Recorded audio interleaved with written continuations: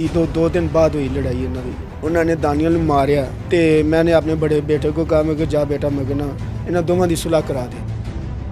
उन्हें वेख्या कहंदा अबू दानियल ना शर्ट नहीं पहनी ऊपर भाग गया। तो मैं बेटे नूं कह रहा मैं कहा जा यार मैं कोई शर्ट नहीं पाई तो क्यों मैं उत्ते गया है। ते उत्ते गया तो उत्ते एकदम आवाज़ आई है था तो कहंदा अबू तुसी रिश्ता वेख लवो तो मैं आगे शादी कर लांगा। मौका ही नहीं मिलिया। अस्सलामुअलैकुम, आप टीवी से मैं हूं फैसल खान सूरी। आज की कहानी इंतहाई दर्दनाक है, अफसोसनाक है। दो दोस्त जो बहुत मोहब्बत करते थे आपस में, बहुत इखलास था, बहुत केयर करते थे एक दूसरे की, कारोबार भी साथ करते थे, रहते भी साथ थे, खाना भी साथ खाते थे और एक दूसरे के बगैर बिल्कुल नहीं रह सकते थे। एक दिन ऐसा आता है कि एक की लाश ग्राउंड से मिलती है और दूसरा घर आके खुद को गोली मार लेता है। लेकिन मामला क्या बनता है? क्या पैसों का लालच था या फिर कोई और मामला था? आइए दानियाल के पेरेंट्स से ही जानने की कोशिश करते हैं। अंकल, दानियाल आपका बेटा था? जी क्या उम्र थी उसकी? उसकी 21 साल है। अच्छा, काम क्या करता था? काम वो उसको पार्लर पार्लर बनाया था। पार्लर जो हेयर कटिंग का होता है वो कितने अरसे से ये काम कर रहा था? तकरीबन 4-5 साल हो गए। अच्छा, उसके दोस्त का नाम क्या था? वकास वकास क्या करता था? वकास उसके साथ मुलाजिम था, अच्छा, उसके साथ काम करता था। दोनों की दोस्ती कब से थी? दोनों की दोस्ती 10-12 साल से। अच्छा, तो वो उसने मैंने उसको पार्लर बना के दिया तो कहता पापा मैंने ना इसको साथ रखना है। मगर ये मैं कहा ठीक है बेटा। तो वो मगर अगर 2000 का काम करता तो 1000 इसका होता था। तो उसने तो दुकान को 1000 जो होता था वो उसने दुकान का किराया भी देना होता था, मगर बिजली का बिल भी उसने दानियल नहीं देना होता था। ये तो मगर जितना मगर मुलाजिम था और मगर जितनी दिहाड़ी बनती थी कि जितना काम करता था उतना इसको मुआवजा मिल जाता था। 12 साल की दोस्ती में पहली बार लड़ाई कब हुई और क्यों हुई थी? लड़ाई ईदों 2 दिन बाद हुई लड़ाई इन्हों की। 2 दिन बाद लड़ाई हुई तो कोई पैसे का कोई गले जो पैसे कढ़े आ तो उन्हें दानियल ने उन्हें कहा कि यार इंज नहीं अच्छा नहीं लगता, तू पैसे लेने से तो मेरे को पुछ के ले ला तू। तो ज़्यादा तेरे तो मैं कोई चीज़ लकाई है, अगर मैं कपड़े लेना तो मैं अपने तेरे भी नाल लेना वा, अगर जुत्ती लेना वा तो मैं तेरी भी नाल लेना वा। तो इंज पैसे कढ़न का की मके काम है। तो इंज आपस च इन्हों की बोल चाल हो गई, एक दो लड़ पे ने और उनके पेरेंट्स जेडे ने आ गए। वो दानियल घर आ गया, उन्होंने दानियल मारिया और मारिया तो उसके बहुत मगे उन्हें खराशा खरोशा सारिया मगे उन्हें इतने नक इतने भी फिर चक भी उनकी भैन ने वड्या इतने बांह दे। तो वो मैंने उसका ना मुलाजा भी करवाया जाके उधर। फिर मैंने कहा कि मुलाजा करवाने का क्या फ़ायदा, मगर दोनों दोस्त तो एक दूसरे के बगैर रहते नहीं। मेरे बेटे ने उनके बगैर रहना ही नहीं गा। तो मैंने अपने बड़े बेटे को कहा मैं कि जा बेटा मैं कहना इन्होंने दोवां की सुलह करा दे।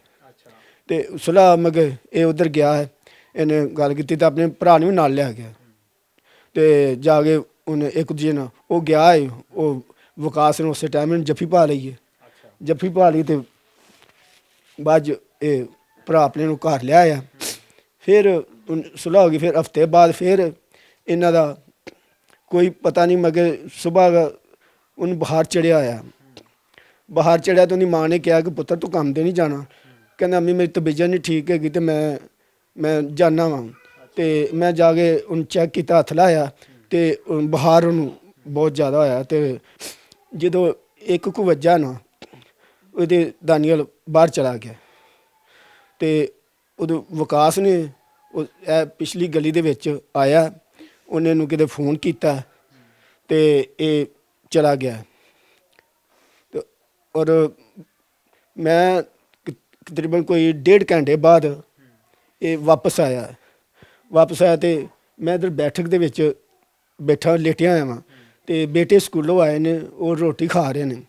रोटी खा रहे हैं तो छोटे बेटा उन्हें वेख्या कहंदा अबू दानियल ना शर्ट नहीं पहनी तो मगर ऊपर भाग गया। अपने कमरे में चला गया? नहीं ऊपर छत पे छत पे गया। अच्छा, ਛੱਤ 'ਤੇ ਗਿਆ ਤੇ ਮੈਂ ਬੇਟੇ ਨੂੰ ਕਹਿ ਰਿਹਾ, ਮੈਂ ਕਿਹਾ ਜਾ ਯਾਰ, ਮੈਂ ਕਿ ਉਹਨੇ ਕਮੀਜ਼ ਨਹੀਂ ਸ਼ਰਟ ਨਹੀਂ ਪਾਈ ਤੇ ਕਿਉਂ ਮੈਂ ਕਿ ਉੱਤੇ ਗਿਆ ਹੈ। ਅੱਛਾ ਉਹ ਬੇਟਾ ਜਾ ਰਿਹਾ, ਬੇਟਾ ਹਾਲੇ ਉਤਲੇ ਕਮਰੇ 'ਚ ਗਿਆ ਹੈ ਤੇ ਉਹਨੇ ਕਿਹਾ ਸ਼ਾਇਦ ਉਹ ਭਾਈ ਦੇ ਕਮਰੇ 'ਚ ਹੋਵੇ ਤੇ ਉੱਤੇ ਗਿਆ ਤੇ ਉੱਤੇ ਇੱਕਦਮ ਆਵਾਜ਼ आई है था गोली चलने की? गोली चलने की और सारे फिर भाग के ऊपर गए हैं, कितनी गोलियां चली? एक ही। अच्छा। और ऊपर गए हैं तो खून से लपका था और खून नीचे इतना मगर बहुत ज़्यादा। तो उदों वो बेटा गया, उन्हें फिर ए बेटा मेरा इन्हें चुकया, दोवां ने चुक के थले लाया। ए बेटा मेरा चलाई मोटरसाइकिल ते दूसरे उन फड़िया, उन्हें चुकया, चुक के हॉस्पिटल लै गए ने।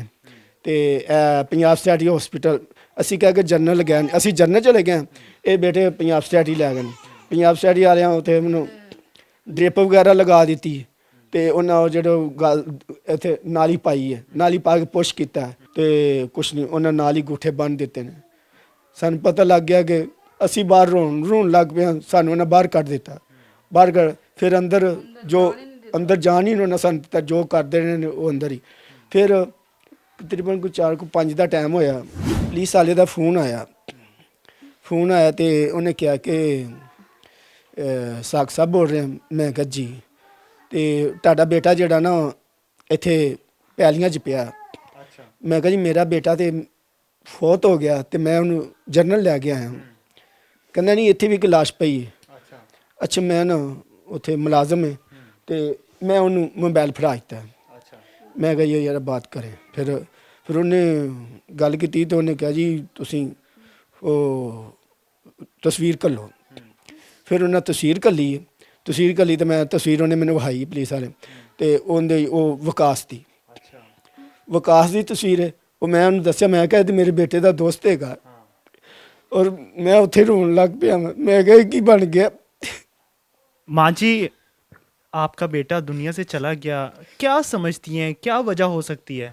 पता ही नहीं की वजह, सन दसदा सन पता लगदा वजह दा, कुछ दस्या ही नहीं। जब शर्ट के बगैर आया था घर में तो तब कुछ नहीं बोला, कुछ नहीं बताया? किसी को बताया नहीं, ऊपर ही सीधा चला गया, थल्ले आया ही नहीं। आखिरी बार आपसे क्या बात हुई थी बेटे से? कुछ भी नहीं, नाश्ता कहती रही कर लग, नहीं अम्मी भुख नहीं, बस और कोई बात नहीं। बस आखिरी दफा हुई है कि जो बाहर गया ना उदों बात हुई तो मैं कहा यार तू की, मगर यार कुछ खादा भी नहीं गा तो तू मैं कुछ खा के जा।